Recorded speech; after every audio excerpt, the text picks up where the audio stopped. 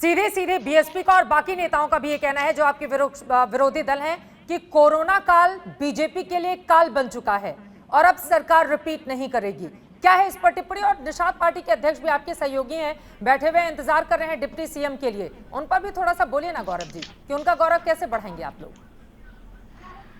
चित्रा जी, बोलने के लिए तो बहुत कुछ है, थोड़ा समय दे दीजिएगा, क्योंकि 3 लोग ऐसे हैं जिन्होंने भारतीय जनता पार्टी की बात करी, अपनी पार्टी की बात नहीं करी, तो एक एक करके बात करते हैं। जी, मैंने तो केवल अपनी बात की, आपकी बात ही नहीं की।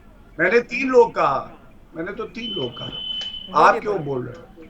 3 लोग। भदौरिया जी, मैंने आपकी बात नहीं करी। चलिए, सबसे पहले तो देखिए, समाजवादी पार्टी की बात करते हैं।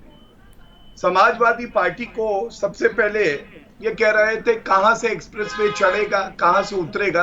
इनका एक्सप्रेसवे सफाई से चढ़ते थे इटावा पे खत्म हो जाता था, और इनकी हालत ये थी, मेरे हाथ में देखिए एक मैगजीन का कवर है, भारत का सबसे खराब मुख्यमंत्री कौन?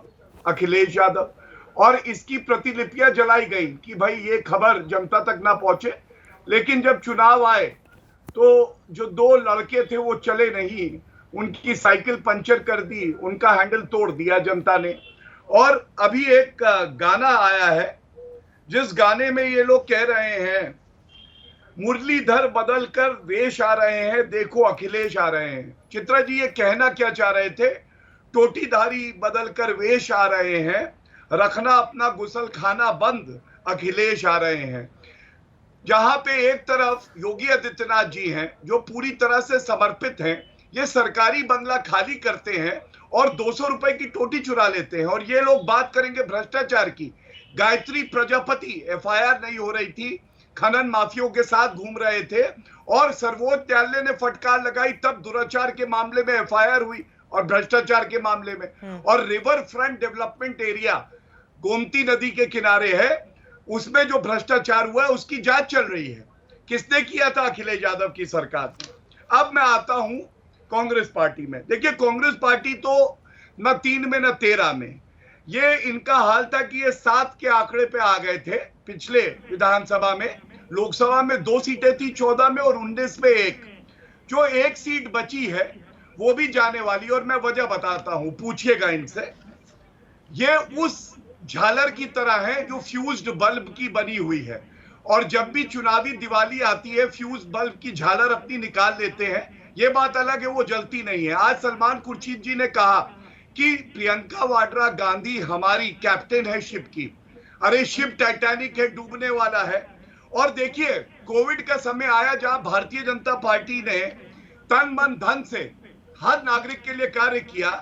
मैं आपको बता दूं, इनकी अध्यक्षा सोनिया गांधी रायबरेली आखिरी बार कब गई थी, इनसे पूछिएगा, फिर मैं बता दूंगा कब गई थी।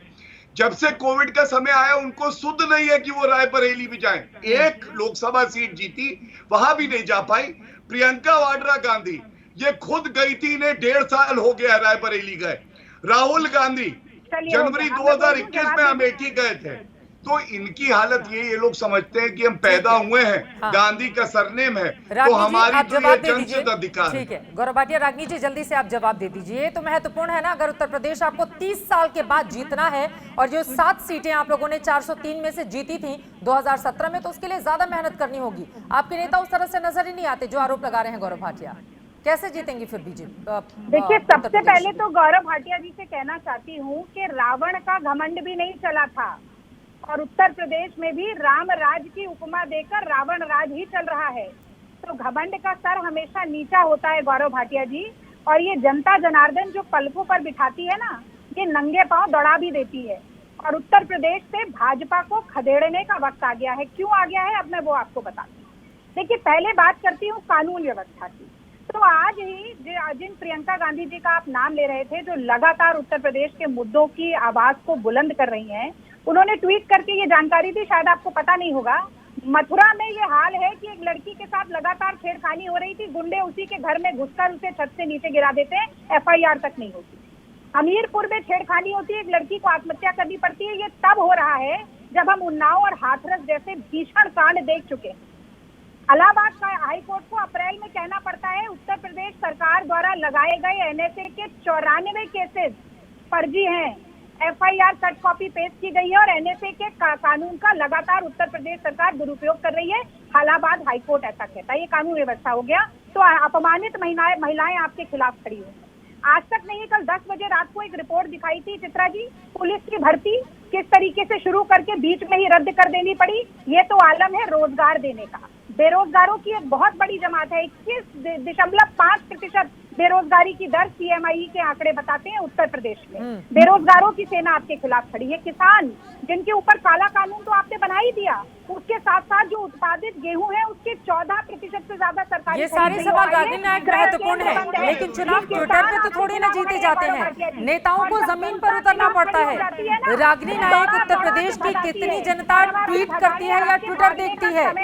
जो बड़े नेता हैं उनको जमीन पर उतरकर काम करना पड़ता है। इस बात को कब समझेंगे आप लोग?